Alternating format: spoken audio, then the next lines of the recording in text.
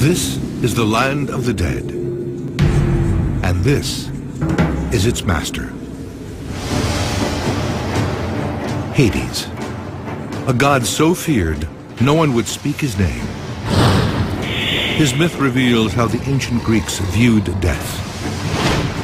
It is a chilling vision of the one fate no mortal can escape, and it has eerie links to the real ancient world. Curses, ghosts, and secret cults. Prepare to descend into the underworld and experience the story as the ancients heard it. This is the truth behind the myth of Hades.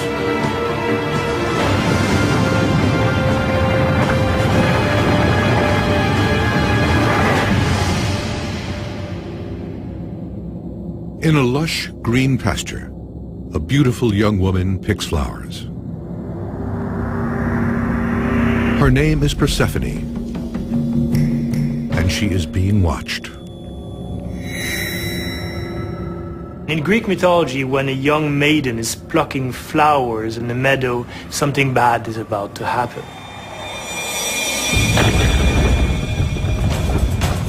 Suddenly, the ground breaks open.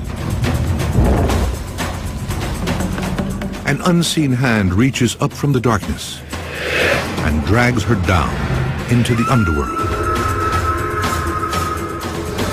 Hades, god of the dead, has chosen his queen.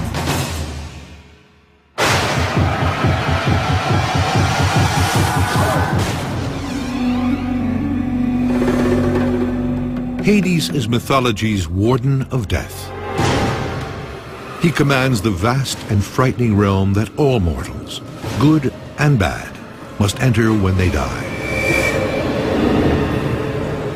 It is his job to make sure they never escape. He is the god of the dead, and none of us want to die. He is to be feared. His power is awesome. The Greeks wanted nothing to do with Hades, because to know him is to be dead. The Greeks tended not to depict or represent Hades. There are not temples built to him. He's someone that is kept at arm's length, like a kind of uncle whose business you're not sure about and don't want to talk about too much. The main idea is that for the ancient Greeks, to be dead is not a very good thing. The myth of Hades was created to make sense of what happens after we die. These stories reflect human yearning to hold on. We can see in them how the Greeks thought about death, what their hopes and fears were about death. A lot of religious traditions try and supply a way in which your existence can continue in the next world. And Greek religious traditions are no different. According to the myth, dead souls enter a vast and gloomy underworld, a realm named after its master, Hades. It is the ancient Greek equivalent of heaven, hell, and limbo, all under one roof. We, in a Christian context, think that what happens to you after death has to do with what you've done here on earth. If you've been a good person, then you go to heaven. If you've been a bad person, you go to hell. For the Greeks, actually, those places were all located in one place. They were all the underworld. It's the one place we can't ever see. We can make up stories about what might be going on there, the great punishments that are occurring or the terrible things that might be happening, but we never know, and so we continue to wonder. In the myth, there are 3 levels of Hades. Most of the dead descend to the fields of Asphodel, the dreary resting place of the nameless masses. The fate of the average person in the underworld is just to have to wander around a gray shade and live a not very exciting or interesting life. It's a kind of sad place to be. It was sort of like the Catholic conception of limbo, a sort of twilight place, quiet and peaceful, but full of mourning trees. where the soul would simply wander aimlessly. And then there is the place reserved for those who've most offended the gods. A vast abyss, 40,000 miles deep. A dungeon of suffering and eternal torment, surrounded by a flaming river. This is Tartarus. The souls of very bad people would be sent to Tartarus, which is quite like the Christian conception of hell. In fact, Tartarus was so closely linked with hell by the early Christians that it was even mentioned in the New Testament. And it appears in a verbal form in 2 Peter, having to do with people being thrown into Tartarus. And then there were a few who were terribly wicked, who were punished in Tartarus. And that, I think, is the origin of what Christians know as hell. For the fortunate few, paradise awaits in the third realm of Hades, the islands of the blessed, the ancient Greek equivalent of heaven. Everything grows by itself, and you can eat your fill with no work. There is absolutely no work. There is constant rejoicing. There are round dances.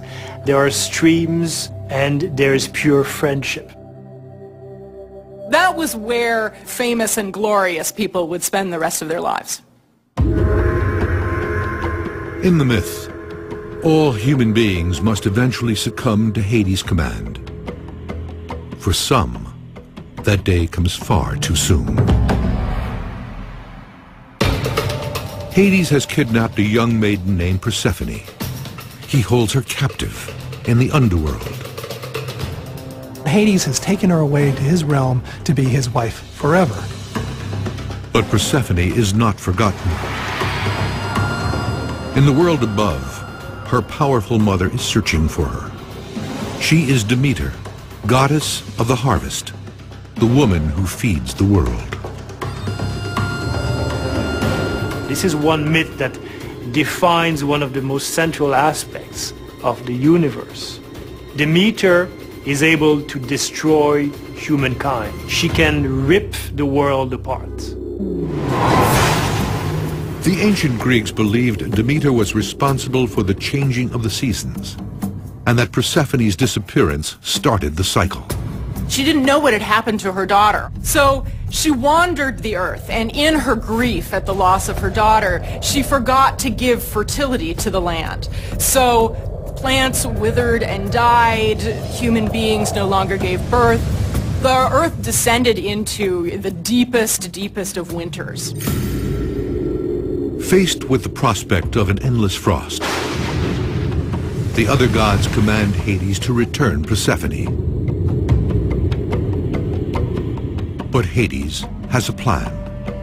Hades knew that if he could get her to eat food belonging to the underneath, that she would then become part of the underneath. He offers Persephone a snack of pomegranate seeds. She naively accepts and seals her fate.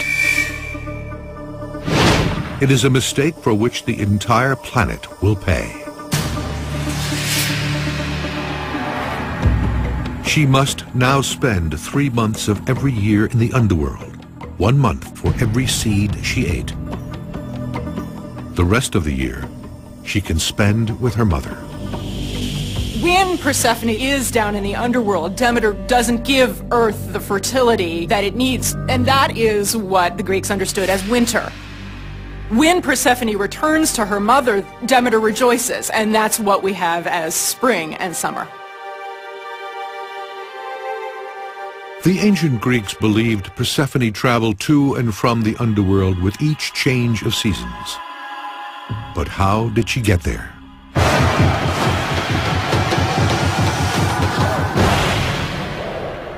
The answer lies in a cave near the Greek town of Eleusis, just northwest of Athens. To the ancients, this wasn't just a cave. It was a portal of death.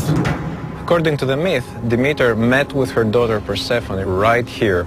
Persephone came out from the underworld through this cave. A boundary between the